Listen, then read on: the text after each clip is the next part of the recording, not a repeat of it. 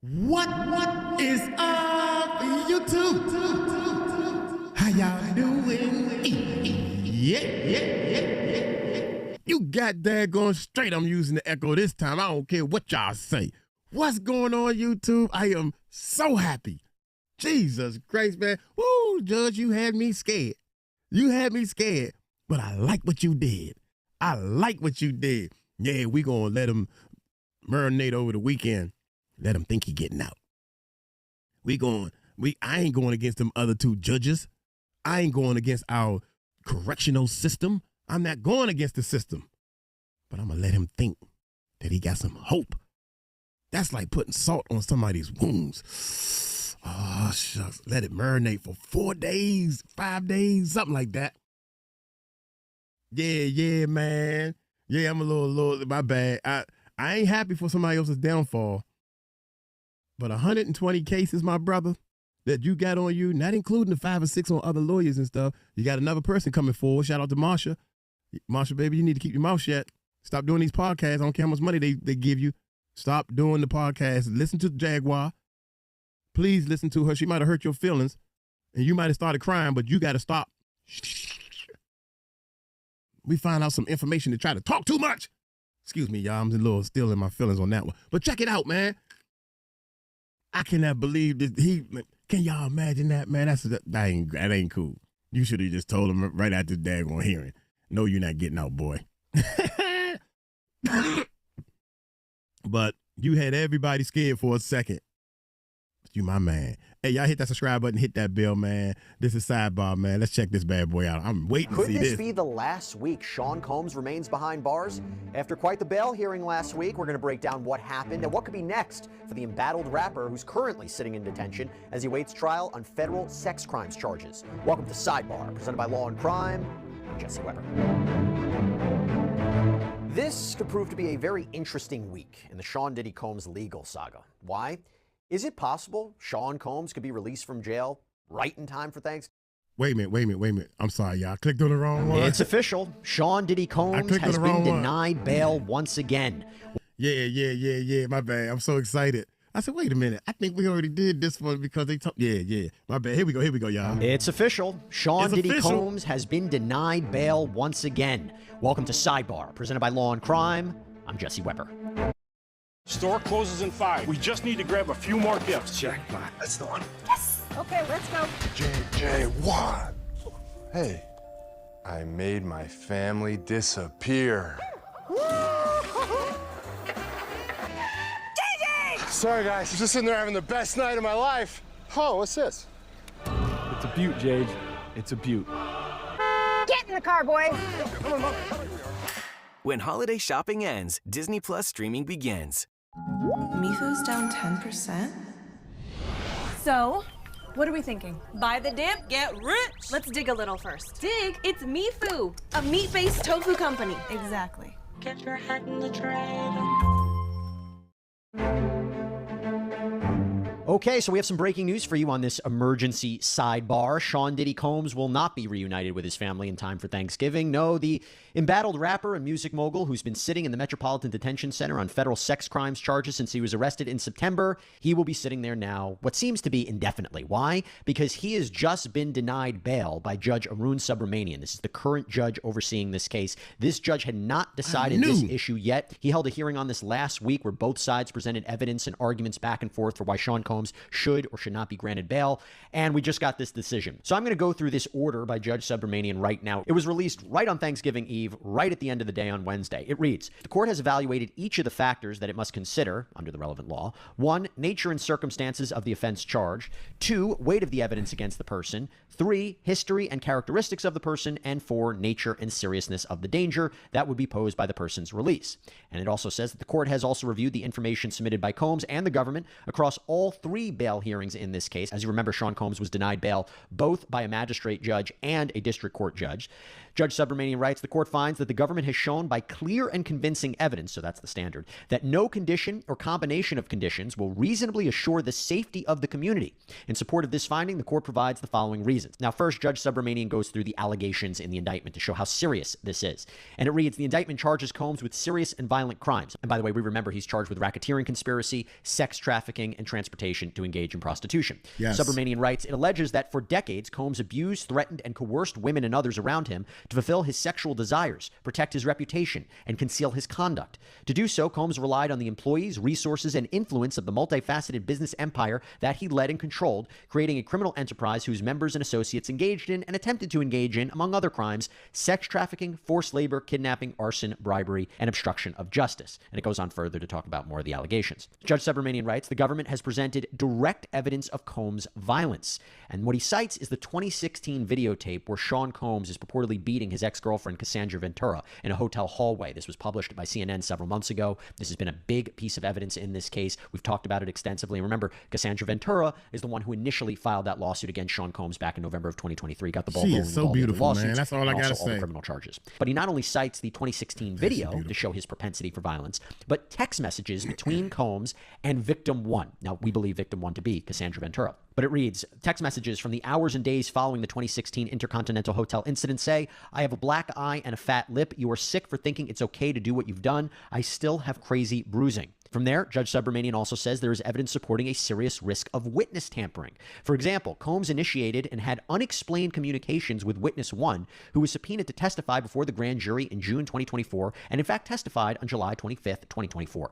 Combs was represented by counsel during this time, and they have offered an explanation for some of these communications, but they could not explain them all. For instance, Combs' efforts to call and text witness one even after his grand jury testimony, or Combs deleted texts with this witness. That's bad, right? The idea of reaching out to a witness maybe before you knew they were a grand jury witness, that could be a problem. But really, after their grand jury testimony, that's a problem. From there, Judge Subramanian says there is evidence that Combs violated Bureau of Prisons regulations during his pretrial detention to obscure his communications with third parties. We talked about this a lot, how Sean Combs was using other inmates' PAC numbers to make calls, was using a private messaging service to reach out to people, was also engaging in three-way phone calls. The allegation was he was not only breaking the rules, but he was also doing it to reach out to potential witnesses in the case, maybe to try to influence potential jurors through a social media campaign. Now, this is interesting because Judge Subramanian writes, the court makes no determination that the content of Combs' communications through these channels was improper. That's interesting. And this is something that he talked about in the hearing about, is it really bad he's posting things or having people post things for him on social media? So he's saying, I'm not really going to focus on the content of the communications, but, and this is something that we talked about in a prior sidebar, it was just the flouting of the rules that was the problem. He writes, however, his willingness to skirt BOP rules in a way that would make it more difficult for his communications to be monitored is strong evidence that the court cannot be reasonably assured as to the sufficiency of any conditions of release, especially given that they occurred when Combs was seeking bail and when he knew the government's concerns about witness tampering and obstruction were front and center. Yeah.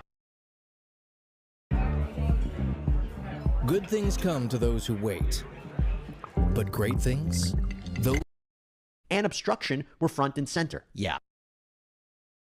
That's it right there. Even though I heard people say that everybody does that in jail. It's wrong. Even though it's wrong, everybody does it. Even though everybody does it, does that mean that the court is going to excuse it? I couldn't believe that. Even two or three lawyers said that, well, everybody does that. I have received several calls from people from another, using somebody else's pen or code or however they do it in jail. I'm allergic to jail. I don't know how that stuff works, and I don't want to know. So the only thing I know is it's against the law. So the prosecutors, the people that are trying to put Puffy in jail, the people who was on the opposite side of Puffy, I'm speaking to people that don't know what the heck going on. They trying to put him in jail. So they're going to use any and everything they can and say, Your Honor, he is using other people calling things, even though that's a little smack on the finger. That's not the way they make it look like. It's not even a smack on the back of the hand. It's a smack on the finger. But the fact is, you got right and wrong. No gray area. If it's no gray area, we wouldn't be going through all this mess. 120 cases, dog? Come on, man. really bad that he's doing this when he's already accused of obstruction and he's under the government's eye. But, and this is also interesting, you know another reason why the court was skeptical about Sean Combs being released? And, you know, Judge Subramanian at least kind of entertained what would bail look like, what would pretrial release look like. He went on a back and forth, and we'll talk about this in a minute, where Sean Combs' attorneys had said he has an apartment in New York, there will be private security. Well, here's what the court says. The court doubts the sufficiency of any conditions that place trust in Combs and individuals in his employ, like a private security detail, to follow those conditions. So, wow. So it really seems swayed by the prosecution's argument that his private security team could probably be susceptible to manipulation. Now, this... Bravery. Everybody has a number. These judges and these people know what's on those daggone tapes and being sold on the black market and all this stuff. These people listen to us too. They listen to social media. They know that people have took large quantities of money out of their accounts or offshore accounts. Money drives these people to do wrong. I'm sorry, Puffy, but we have gotten word long time ago, my brother, that they are out to get you. They are out to tell you that you have been already tried and you are already fried. Yeah. These liquor people, somebody's letting you know, you think you in charge? Let me clearly show you who's in charge.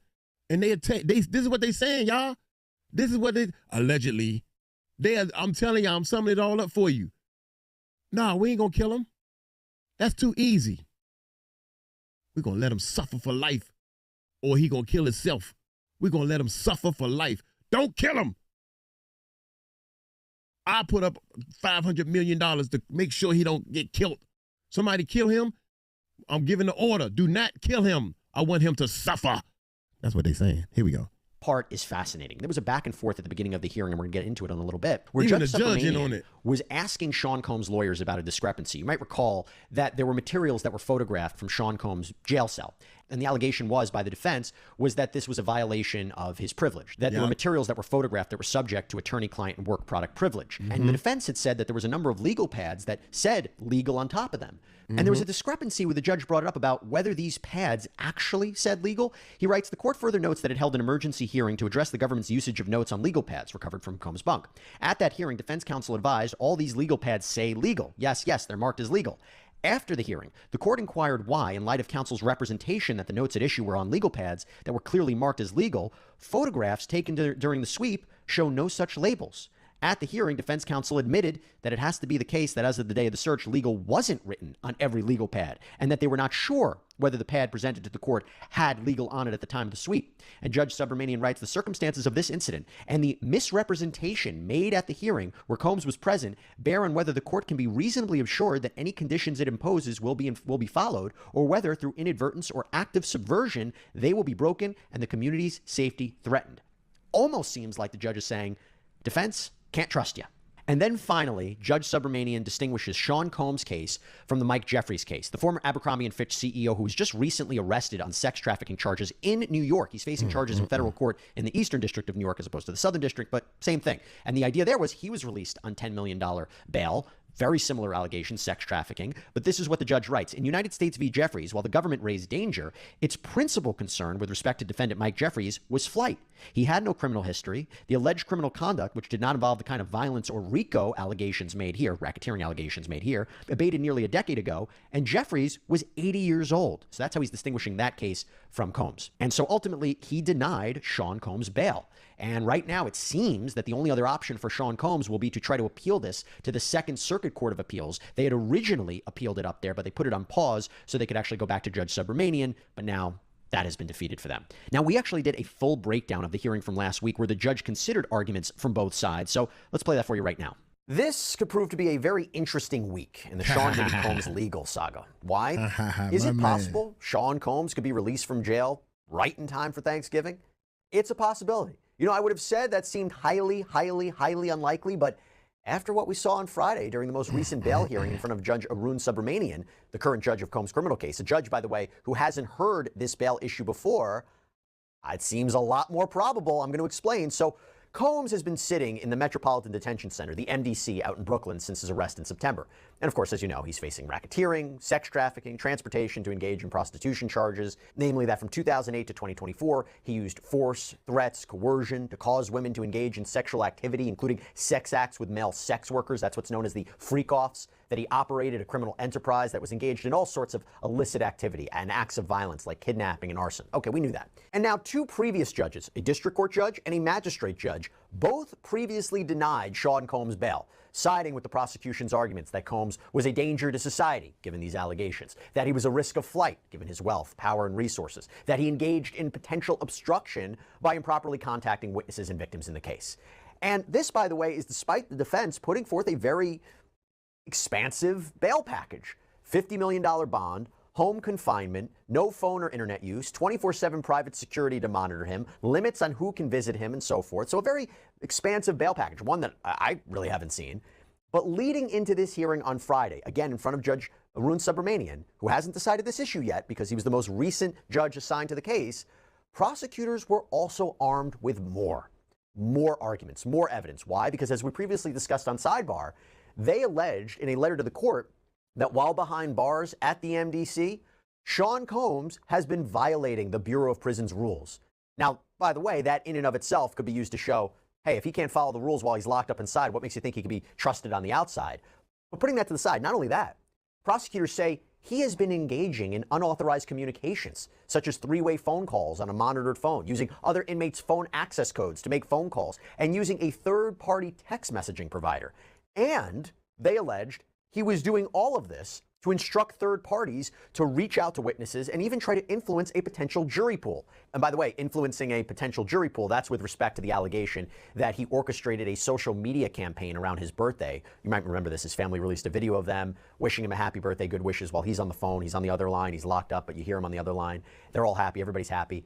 And prosecutors say the aim for that was to influence potential jurors. They have evidence to say that was his intent, that he might have said something. We'll get to that. Now, there are many. And if you're a human being and you see, you got kids, poor thing, you got kids. I feel sorry for the kids, but I'm not going to turn my back on justice. Anybody with a soul would know that. Many other items for both the prosecution and defense regarding this bail issue, but the best way to go through all of this is to actually go through what was said during that hearing. Now, something I have to mention about going over this hearing, there are no cameras in the courtroom, so we couldn't see this for ourselves. In fact, there's limited electronic devices that are allowed as well. So we're basing this off of reporting from those in the courtroom about what happened. Now, the first issue that came up at this hearing on Friday wasn't even about bail, but it's about what happened a few days earlier. You see, the defense had accused the prosecution of improperly taking photographs of potentially attorney-client and work product privilege material in Sean Combs' detention unit. This was after there was a sweep for contraband at the MDC. I should say the defense claims this was actually a targeted operation at Sean Combs. The prosecutors have denied this. They've said that they didn't even take part in the search, but there was this sweep, and an investigator from the Bureau of Prisons apparently took photos of these notepads and these notepad pages from Sean Combs' unit. In the end, Judge Subramanian, after there was a hearing held, said the prosecution has to destroy 19 copies of pages of those photos, that they couldn't use evidence obtained from those photos in their bail argument. And one of the things that they wanted to say was that Combs was improperly reaching out to one witness in particular. That would be shown by one of these photograph pages. And Judge Subramanian said that he would have to resolve at a later date if there was, in fact, a privilege violation. And if there was a violation, I'm not even sure what that remedy would be. Sean Combs' defense counsel has asked for the indictment to be tossed out, has asked for the prosecution's team from the Southern District of New York to be recused. We shall see. Now, as we're sorting through these legal arguments, it just shows you how important having a great lawyer is, right? So how can I say that without talking about our incredible sponsor, Morgan & Morgan? This is America's largest injury law firm. These are materials that prosecutors cannot have access to. Okay, yeah, I try to skip over the Friday, Judge Subramanian, he had an issue with the defense. This is how it started off. Here we go. You see, the defense had argued that Sean Combs' legal pads clearly had the word legal handwritten on the top of the binders. You hear To this? indicate that this is privileged. Don't search through this. But my question is, and I don't mean to cut it before we get to the juicy part, but if you're in jail and you got yourself the Kim Porter book, right? I'm just letting y'all know. You got yourself a legal pad, right? This is your legal pad. And you put legal on there. You in jail. So now, because I put legal in here, I can write anything I want in this book and y'all can't read it. And I'm the one in jail, really? Because I put legal on top of it. Should that be a case? Y'all let me know in the comments on that one, because I'm thinking, you in jail. You're being held on bond because we don't trust you. So just because you use this trick, like I'm tagged, I'm on base, you can't touch me, I'm tagged. This ain't no game. This is not no game. When you put your heart and soul into creating something, you want it to make an impact, to endure, to express something. What does it take to get there? I'm Questlove, and this is Quest for Craft, my collaboration with the makers of the Balvenie Single Malt Scotch Whiskey. A deep dive into the obsessive, never-ending, whatever-it-takes journey to create something extraordinary.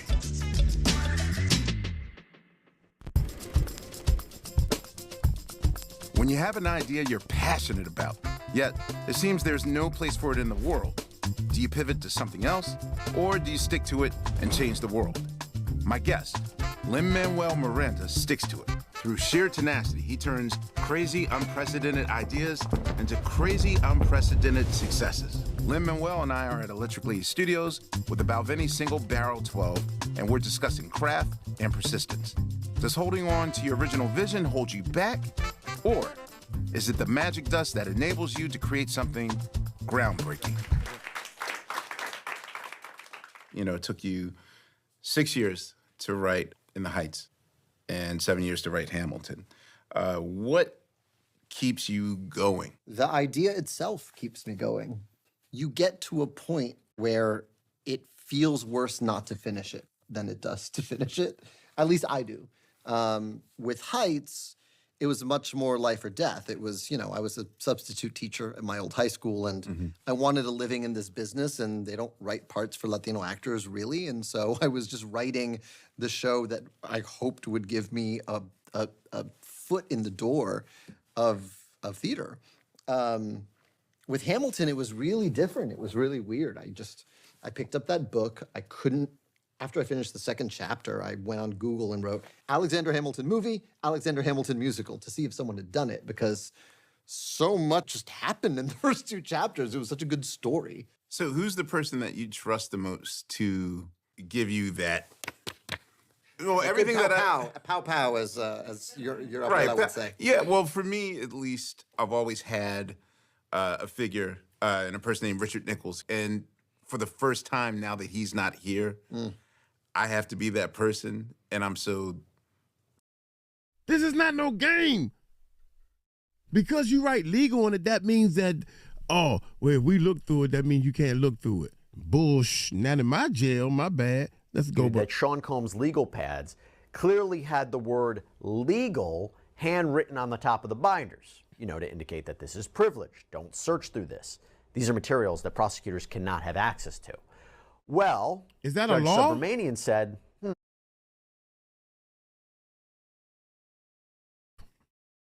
Kim Porter book, right? I'm just letting y'all know. You got yourself a legal pad, right? This is your legal pad. And you put legal on there. You in jail. So now, because I put legal in here, I can write anything I want in this book and y'all can't read it. And I'm the one in jail, really? Because I put legal on top of it.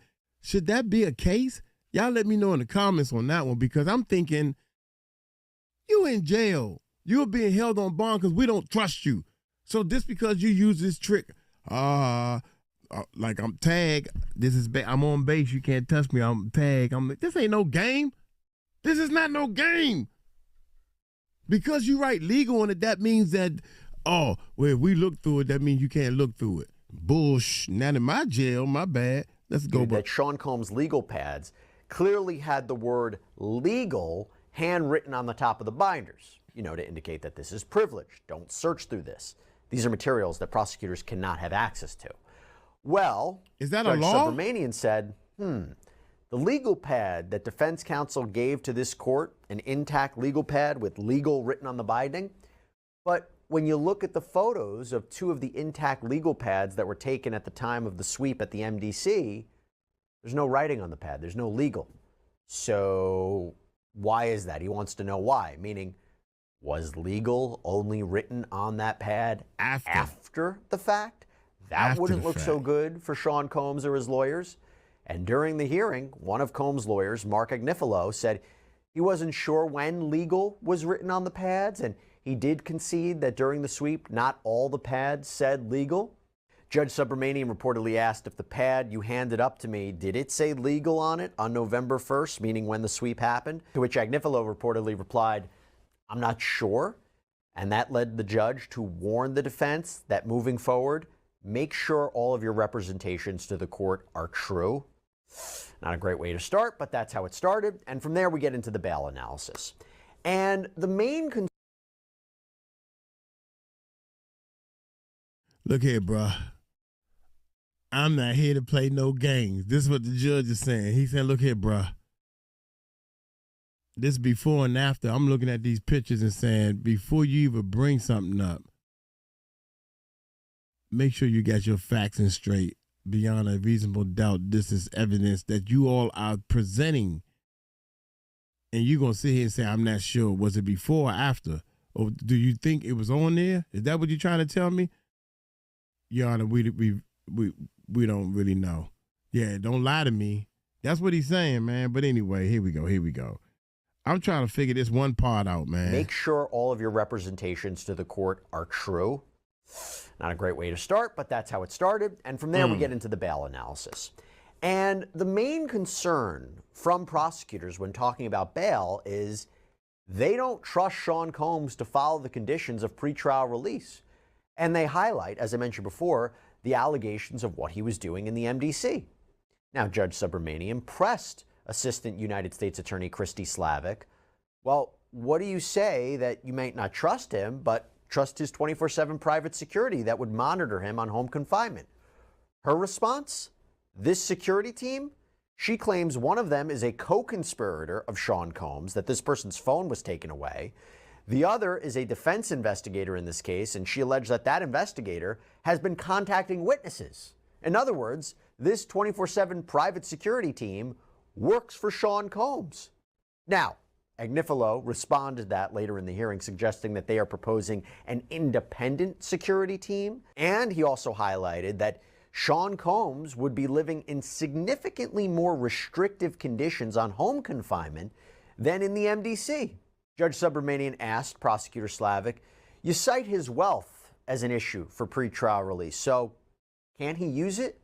That's a key point. That was made by both sides. You see, the prosecutor said it's because he has the wealth, the power, the resources to do what he wants on the outside and flout the rules that he shouldn't be granted bail, whereas the defense has said, okay, we have to create such an expensive and expansive bail package to mitigate those perceived dangers because of his wealth.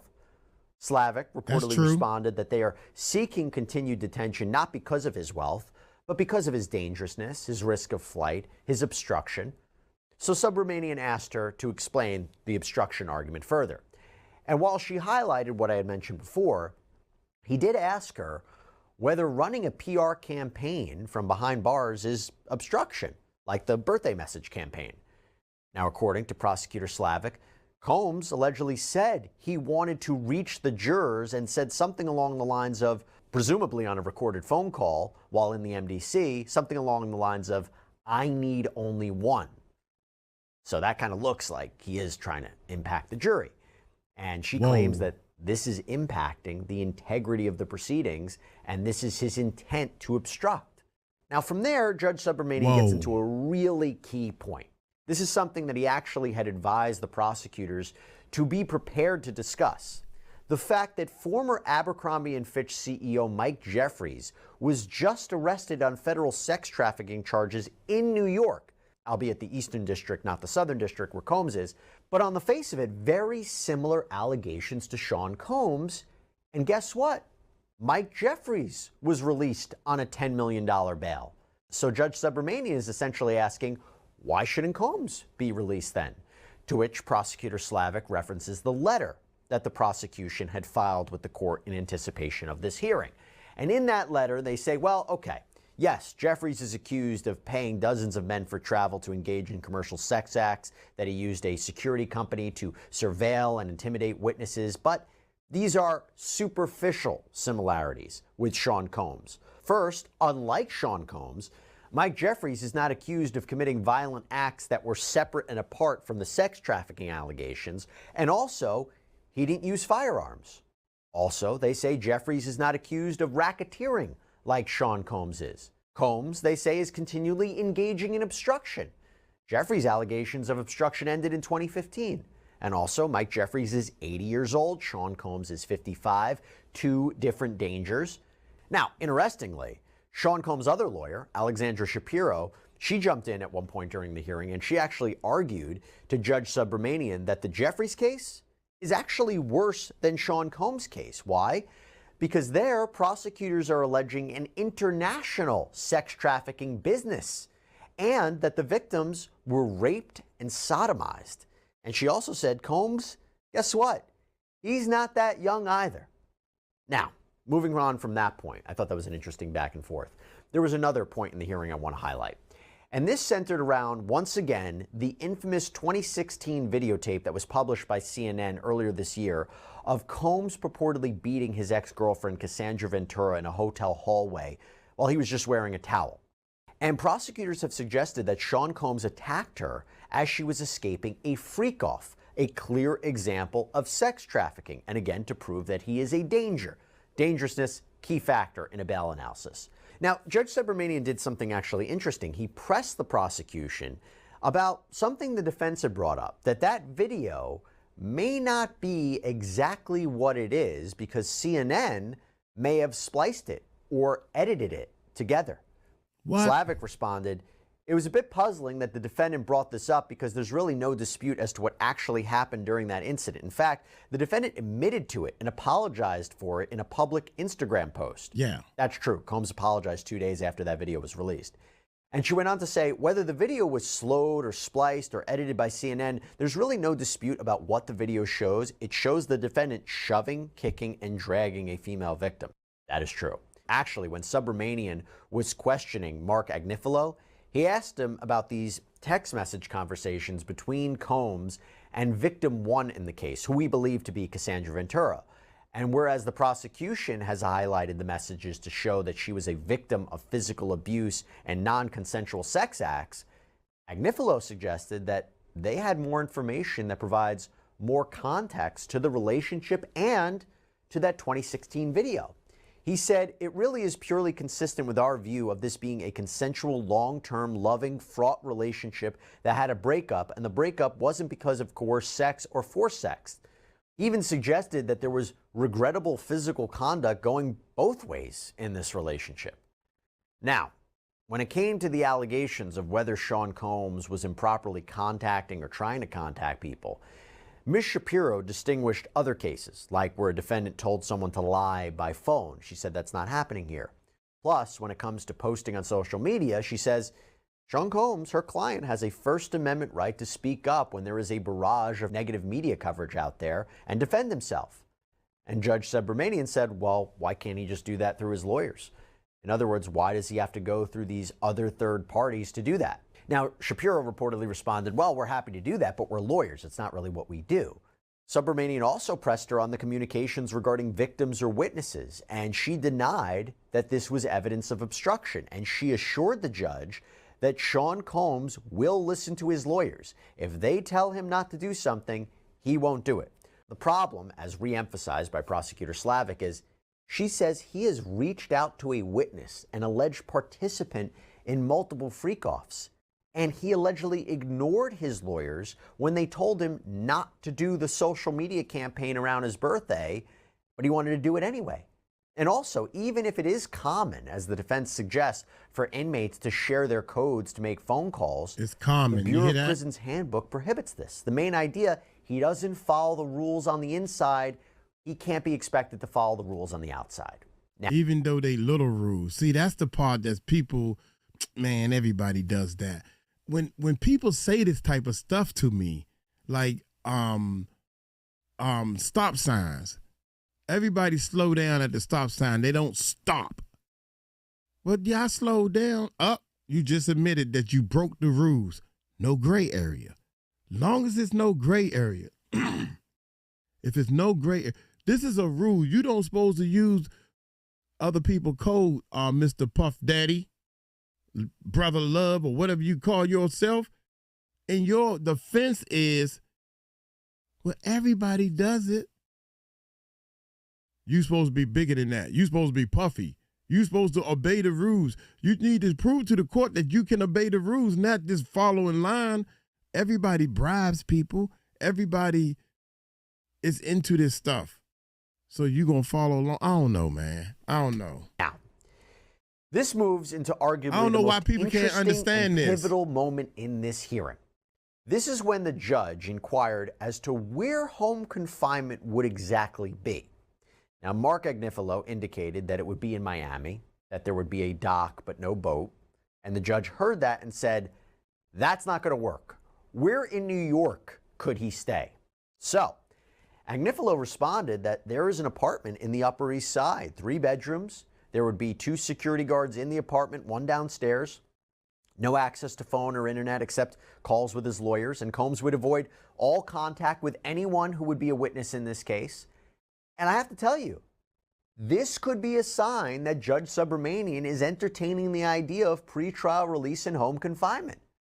I will say, though, Judge Subramanian also heard from Pretrial Services. This is the office that ensures federal criminal defendants appear in court and monitor their activities so they don't pose a danger on the outside.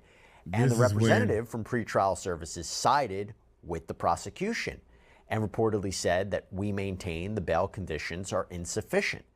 However, this representative seemed to acknowledge that there aren't any cases they're aware of where private guards would be enlisted. This is unique. So, what did the judge decide? Well, he said he will make a decision promptly next week on bail, meaning this week. And he did suggest that both the prosecution and the defense submit letters to the court by Monday, today at noon. And one of the questions is, what can Sean Combs say or not say right now? As an older adult, I didn't want to spend all my time binge watching television, so I said, let me go back to school. I have a son who actually also graduated from the Purdue Global Program. He did it. I'm like, oh, I can do it too. I'm the most proud that I was able to accomplish a goal that I set in place for myself. This is my comeback.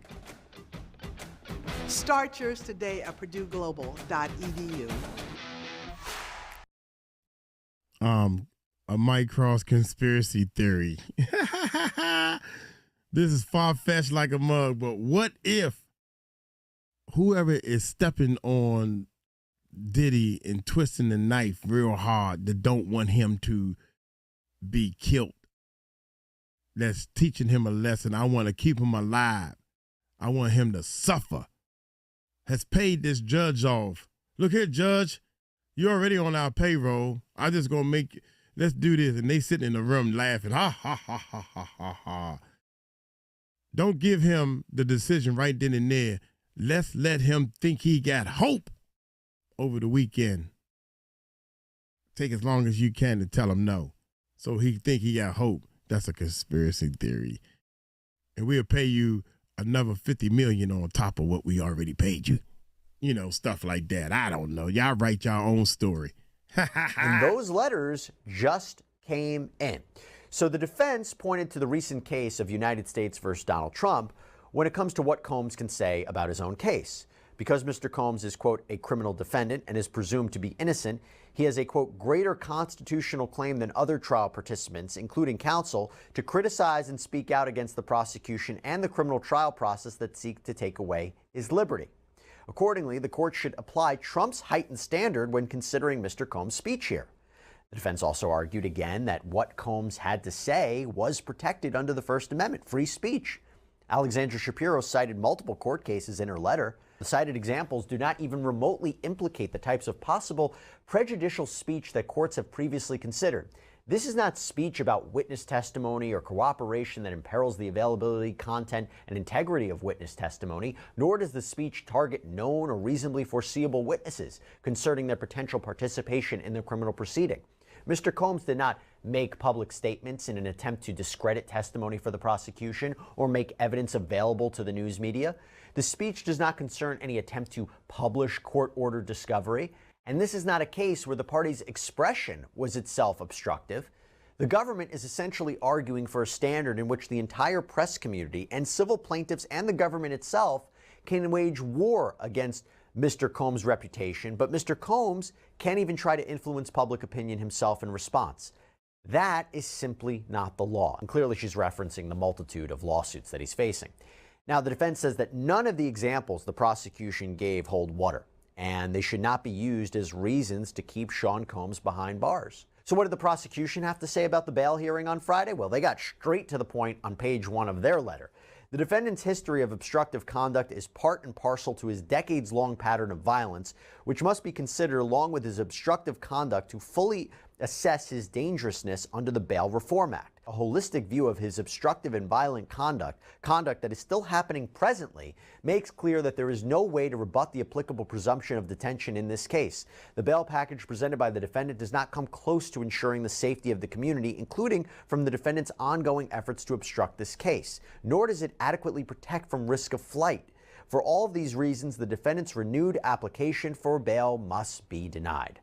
So, the fact that Judge Subramanian did not immediately deny Combs' bid for bail like the other two judges did, and has entertained what home confinement would look like, it is possible he could make bail. It is possible Sean Combs could make bail. Now, to be clear, should he violate any conditions if he's actually released, he will go straight back to the MDC, and probably, absent some extraordinary circumstance, he will never get another chance at bail again. So if he does get released, he most certainly better be on his best behavior. Now, doesn't mean that the government won't file obstruction charges against Sean Combs and, let's say, a superseding indictment based on what he allegedly did in the MDC. They could still do that. Remember, the government acknowledged they are submitting evidence to a grand jury in New York right now. They could also use evidence of what they say is obstruction, not even in additional charges, but just as additional evidence in the racketeering charge that he currently faces. And if he is released and violates his bail conditions, they could also file additional charges to them. Now, what happens if Subramanian denies Sean Combs bail? Well, it seems that Sean Combs has one final attempt to take this issue up to the Second Circuit Court of Appeals, a higher appellate court. In fact, his legal team had submitted a legal brief in support of bail previously with this court, but then they asked the court to pause a decision on that while they petition Judge Subramanian first. And again, Sean Diddy Combs officially denied bail for a third time. That's all we have for you right now here on Sidebar, everybody. Thank you so much for joining us. And as always, please subscribe on Apple Podcasts, Spotify, YouTube. Dude. Every now and then, I got to get off this. Every now and then, history repeats itself. Okay? Every now and then, the world got to show that the United States court system works. Every now and then.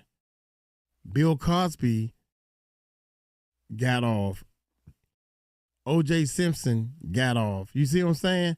Every now and then they got to say, good, our system works. He got what he deserved. Every now and then, right? Also, just since I mentioned Bill Cosby's name, some of these victims that's coming forward has mentioned Bill Cosby's name. I'm just wanting y'all to know that. And they have said some crazy things. They also talked about, and this is all allegedly, and I'm just telling y'all what's going down. These tunnels. Now I'm all into these tunnels. I didn't know it was so many tunnels. What the hell? You got all these daggone tunnels going on in the world. Tunnels that's like 24 miles long that we don't know nothing about. They ain't on no radar.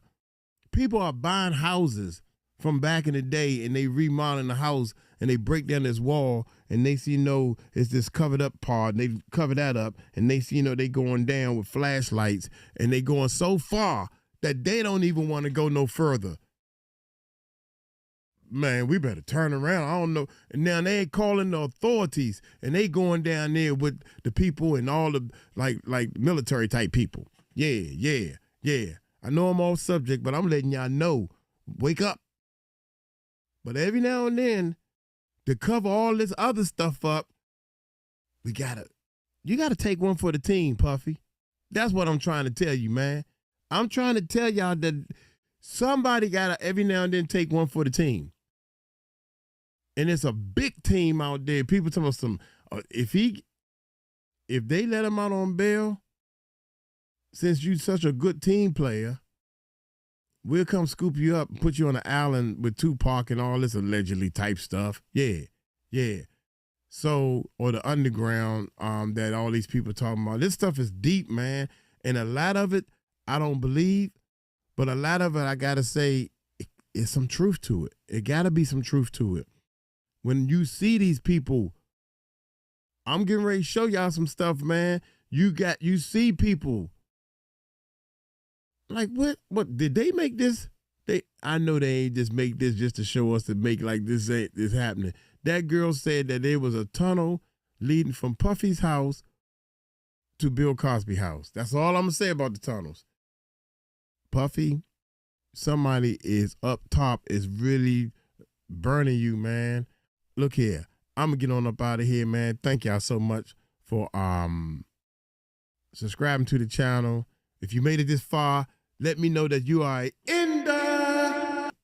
If you are ender, that means you made it to the end. You watched this whole video to the end, and because of you, you are helping us to bless other people. This channel helps people. Y'all take it light, take it slow. Tell them Uncle Mike told you so. Peace out.